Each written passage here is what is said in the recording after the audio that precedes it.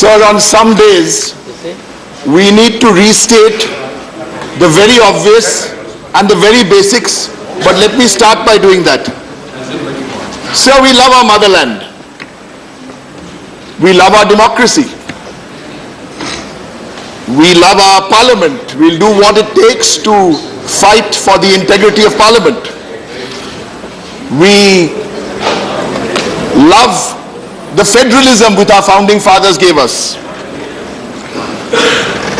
And in fact, the founding fathers would have thought this out in great detail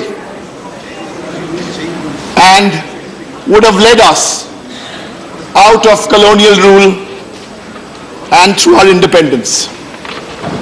Sir, but today we have to start questioning the very basics, because today is Black Monday, and there have been every Monday, sometimes if it's a bad Monday, it can be a Black Monday. But this is a Black Monday. This is a dark day for parliamentary democracy, a dark day for federalism, a dark day for constitution, a dark day for the Rajya Sabha, and a dark day for the idea of India. Sir, this is not rhetoric. Let me begin by telling you why it's a dark day for the Constitution. Sir, firstly, what happened this morning by tearing up our sacred book was unnecessary. No one can condone that. But sir, classroom basics, Article 3 of the Constitution makes it very clear. Any from a new state, by separation of territory from any state, or by uniting two or more states or part states, and it goes on to say, basically what happened today, sir? Because sometimes when we read the Constitution also, it's very clear. What happened today? What happened today is that the state government, president's rule in Kashmir, so you bring this presidential route and you rewrite the state. This is basically what happened today. I'll get to how even Parliament was hoodwinked and made a mockery of. But basically this is what has happened. The Constitution has been sadly either forgotten conveniently or thrown into the dustbin. And before I proceed, I would like to sincerely appeal through you, sir, to my friends in the parties with a strong regional presence, be they in Odisha, be they in Telangana, be they in Tamil Nadu, Andhra Pradesh, or anywhere else, Bihar. So what this basically means is apply president's rule on a state, then you dissolve the house, then you bring a presidential proclamation, then in the morning you do this, and I'll get to the parliamentary part of it, then you pass it. So Bengal can become 4 states. Odisha, what number? What's your lucky number? 7? Okay, make it 7 states. Union territory. Or worse still, you make it UT. Sir, this is the big issue of how this morning we have made a complete mockery of the Constitution. Article 3. I want young India. I want the students in classrooms around India. I want the students in colleges around India. Go home this evening and read Article 3. Then you will know what the BJP have done to you today. And this saddens me, it is not the BJP alone. They have some people with them. Now let's come to the mockery of Parliament. Since, thank you sir, at least now I can get to make the point which I wanted to make, but I couldn't make in the morning, of a very simple rule. The rule is like this, sir. The Home Minister, and check the timing when this happened because this is important. Today what we saw was a mockery of Parliament. Let me tell you how. Rule 29, which deals with list of business. I'm saying this with all the responsibility of at my command. At 11:07, maybe 6, maybe 8, 11:07, the Home Minister moved a resolution and the bills about what all the 3 bills we are discussing, the LOP has already mentioned that. That was at 11:07. I tried to raise this from 11 o'clock, 11:20 in the morning. At 11:07 that was done. The revised list of business reached the members at 11:18. What are we doing to this glorious institution? What are we doing to it? You will first move a resolution, then you will give us the revised business, and then as supplementary, which is supposed to come give it to us 1 minute before. 2 days though we've forgotten about.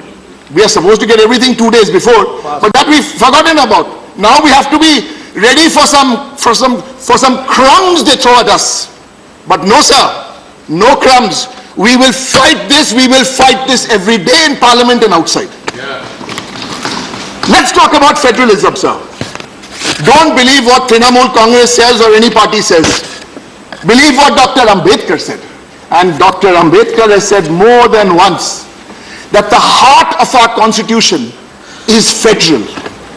And only in times of extremity do we look at it through the lens of unitary. Sir, it's very clearly mentioned in the constitution, sir. India, that is Bharat, is a union of states. Now I'll be told, sir, that how else could we have done this? This had to be done at the stealth of night. The Parliamentary Affairs Minister was sending SMSs to leaders of parties last night, reconfirming the list of business today. I'm not saying he can't do that, but don't play these games. This is Parliament. These are small, someone calls it dirty game. I don't even call it a dirty game, sir. This is cheap stuff. Cheap stuff. This is Parliament.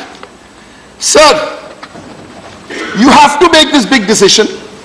You've subverted the constitution.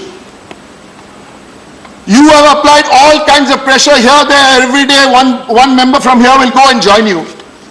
Sir, did you decide for big issues like this? Could you have called an all-political party meet? Could you have done something? We are all for national interest. First national interest, then state interest. So don't lecture on this. Otherwise, I'll give you the history of 1947 and then you people will not like that. I don't want to go there today because the time is very limited. State issue, federal issue, national issue, sir. And when these things happen, and if you're beyond Parliament, beyond the tamed television channels and the tamed media owners, I also have to see what is happening in the social media today, this morning. It's being called by the right wing, and this is all over. They're calling it the final solution. Sir, the final solution. What does that mean? That means 1942. This was the Nazi plan for genocide. The code name to murder the Jews was called the final solution. What are we witnessing today on August the 5th, 2019? Same path they are taking. What are we saying? They will have the same fate also one day. Sir, I want to take you back to Parliament. January 3rd, this year, the then Home Minister, Rajnath Singh ji, assures Rajya Sabha, all is well, bring on the elections in Parliament, we are waiting for the EC. June 29th, not very long ago, the present Home Minister, also in Parliament. Sir, there's a very important date here. March the 10th, parliamentary elections got announced. March 11th, EC appointed 3 observers for Jammu and Kashmir. Please tell me what those 3 EC observers said. They said what they said on April the 15th. And what did they say? They said observers reported to EC that the situation is conducive to hold elections immediately after the Lok Sabha polls. No political party said this. The 3 observers said this. And I know, which is predictable now, in the answer we'll hear, EC, hum log EC se humko kuch lena nahi dena hai. But we all know, sir. We all know what is happening. Sir,